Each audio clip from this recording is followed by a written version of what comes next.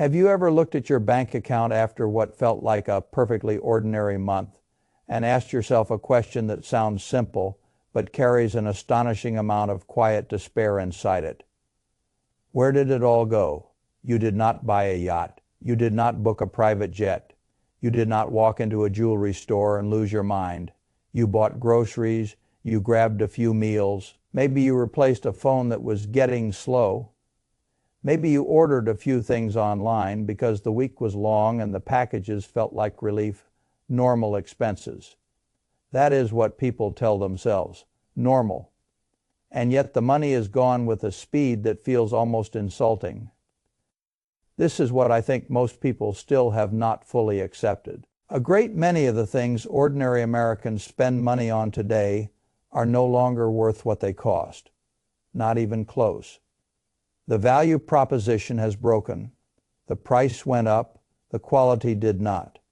The emotional story stayed intact just long enough to trick people into continuing the habit. And because the culture keeps doing it, the overpayment begins to feel natural. That is how wealth quietly dies. Not always in one great catastrophe, often in 1,000 ordinary purchases nobody thought to challenge.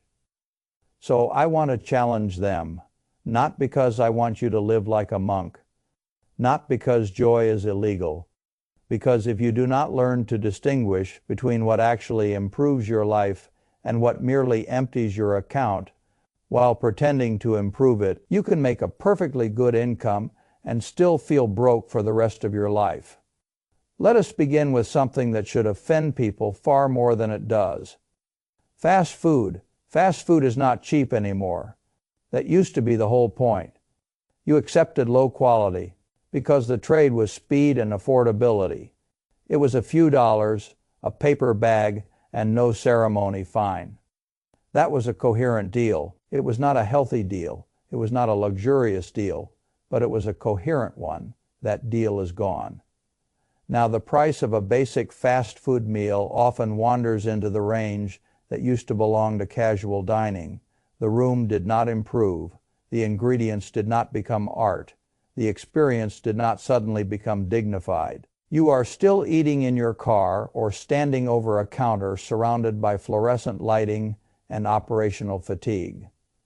The only thing that changed in a dramatic way is the price that matters, because a purchase stops being sensible the moment the core reason it existed disappears.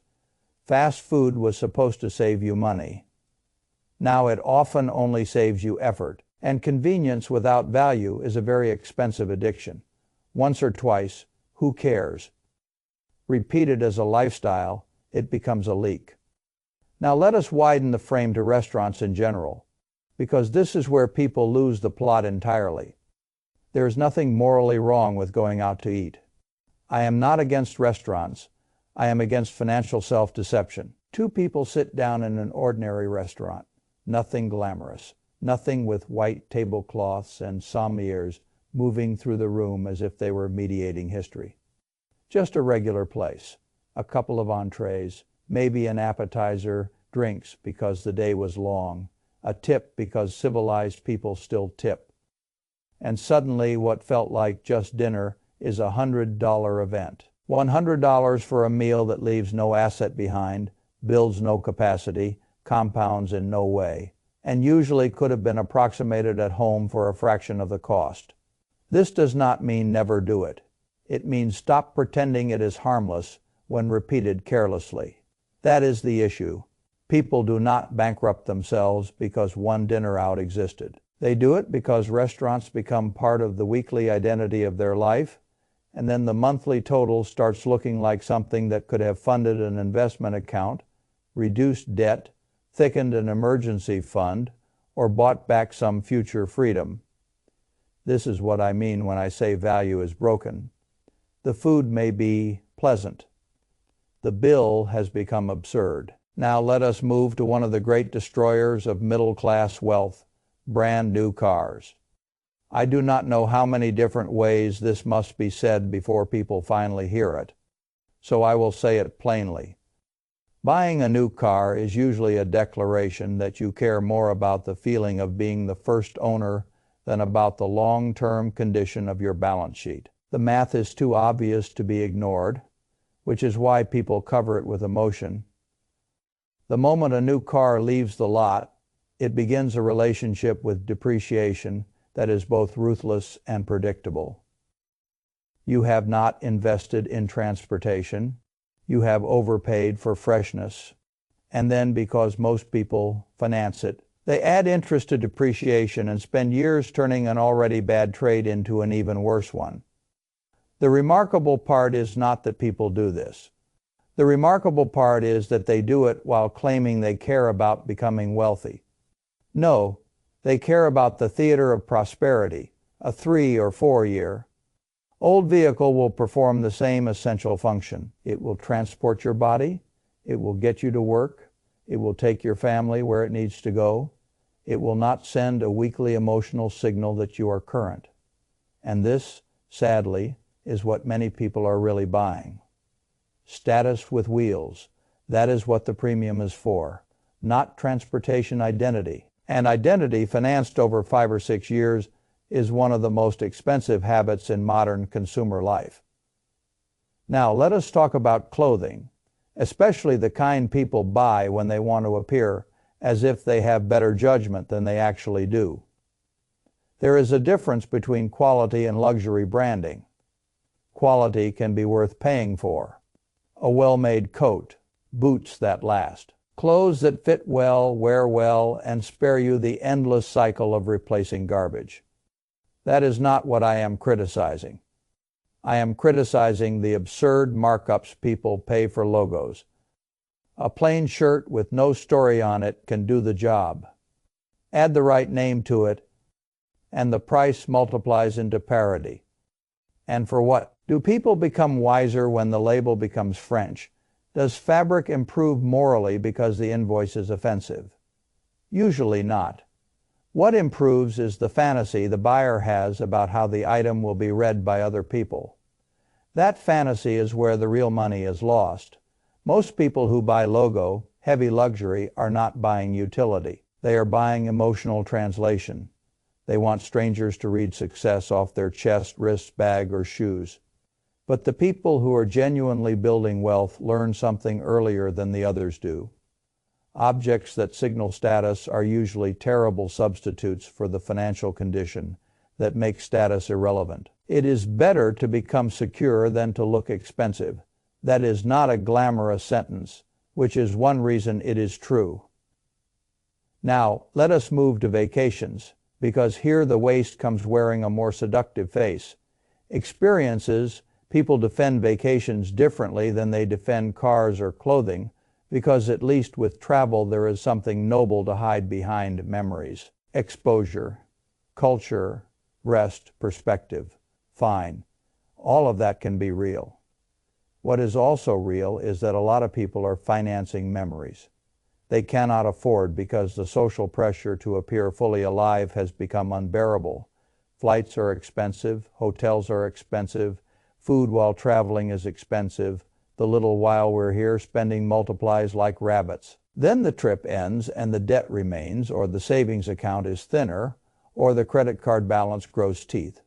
People will tell themselves it was worth it, and sometimes it was. But worth it is not the same thing as sustainable. The great problem is not that vacations exist. It is that people have stopped distinguishing between restorative travel and aspirational travel. One is designed to renew you. The other is often designed to be witnessed. And witness travel is one of the easiest ways to confuse being seen with actually living well. A smaller trip, a closer trip, a simpler trip, a trip taken in cash instead of denial. These things may not look as impressive online, but online does not fund your future. Now let us talk about subscriptions, because this category has become such a slow-moving theft that people barely register it anymore. Streaming services, app subscriptions, cloud storage upgrades, music video, premium versions of things you touch twice a month. Cable, for those still living inside that very strange refusal to acknowledge the last decade. Gym memberships used mostly as recurring donations to hope.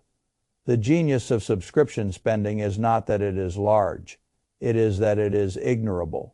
$10 here, $15 there, $7 there, $99 annually, which is really just a way of sneaking a monthly leak into your life, wearing a yearly costume, and because no one line item feels catastrophic, the total gets ignored for years.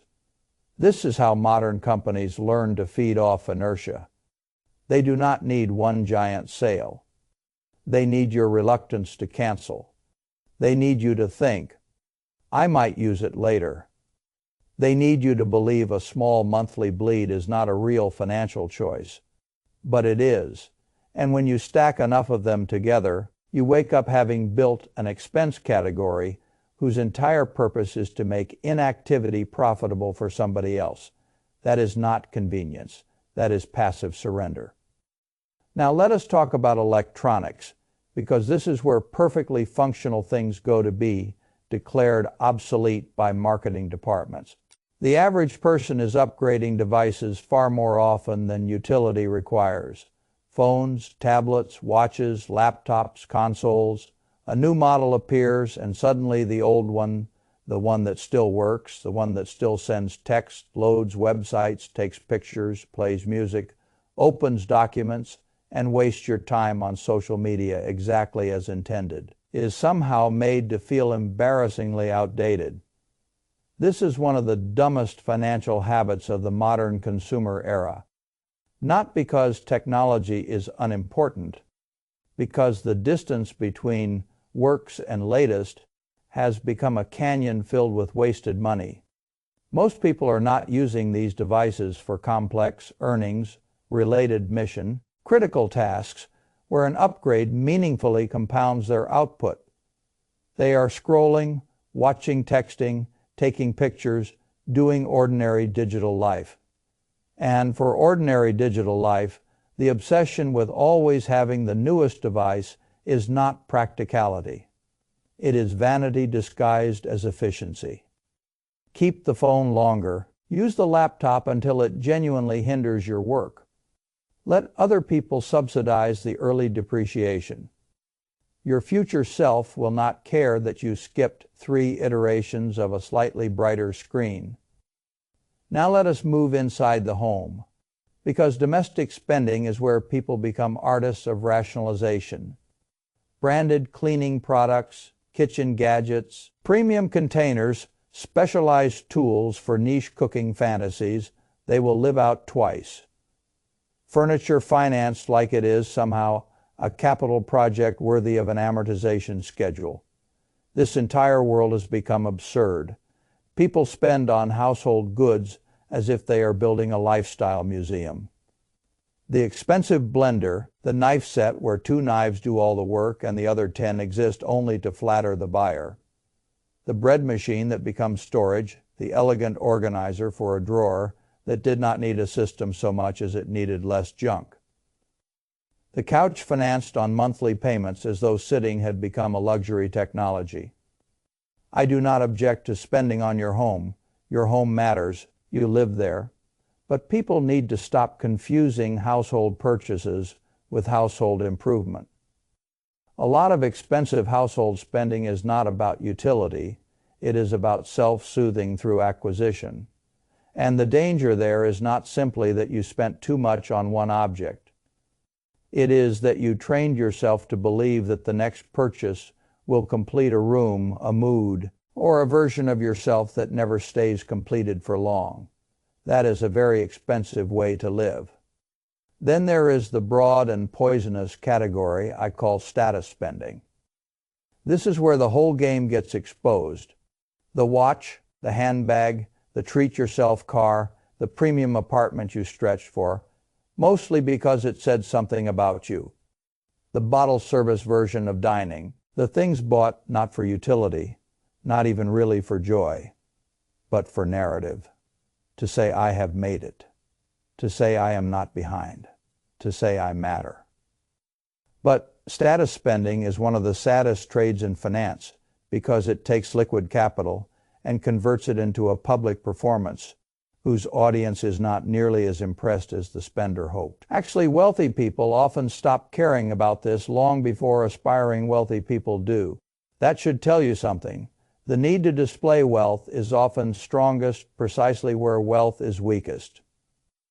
And once you understand that, a lot of modern spending begins to look less like confidence and more like insecurity with a logo attached. Now let me tell you what I think the real lesson is. The problem is not that everything is expensive. The problem is that people keep buying overpriced things whose value proposition has collapsed simply because the behavior is culturally normal. That is where the money goes, not always in disasters. In defaults, the default dinner out, the default upgrade, the default subscription, the default replacement, the default vacation, the default financing arrangement, the default version of adulthood everyone copied from everyone else without ever asking whether the numbers still made sense. They often do not. That is why financially comfortable people are so often less impressed by consumer life than the rest of the culture is. They have done the arithmetic. They understand that every recurring indulgence must compete, not just with the pleasure of the moment, but with the future it delays. That is the key line. Everything you buy is not just being purchased against today, it is being purchased against tomorrow. And once you start thinking that way, the world gets much clearer. The fast food meal is not $12. It is $12 plus the habit of convenience. The restaurant dinner is not $100. It is $100 plus the monthly identity of outsourcing basic life. The new car is not the payment. It is the opportunity cost of the payment over years. The designer shirt is not the shirt. It is your willingness to overpay for recognition. The vacation is not the memory. It is the financial trade-off hiding behind the memory. The streaming service is not $15. It is the laziness tax on cancellation. The phone upgrade is not a device. It is proof that novelty still controls you. The expensive household gadget is not a tool. It is an emotional purchase wearing a domestic disguise. Once you see it, you cannot unsee it. That is the blessing. And also the curse, because now you have to choose, do you want to look like you are participating fully in modern consumer life? Or do you want money left at the end of the month? Money that can become savings, investments, reduced stress, more freedom, more optionality, and eventually real wealth. Most people are trying to split the difference, and that is exactly why they stay financially mediocre. You can look rich, or you can become secure. For ordinary people, trying to maximize both at once is usually how you guarantee neither. So no, I am not telling you to live joylessly. I am telling you to become selective. Spend on what genuinely improves your life. Cut mercilessly what merely imitates improvement. That is a much harder standard. It is also the one that actually works. Because the truth is very simple. A lot of what people buy today is no longer worth their money. And the people who figure that out early are the ones who eventually stop wondering, at the end of an ordinary month, where it all went.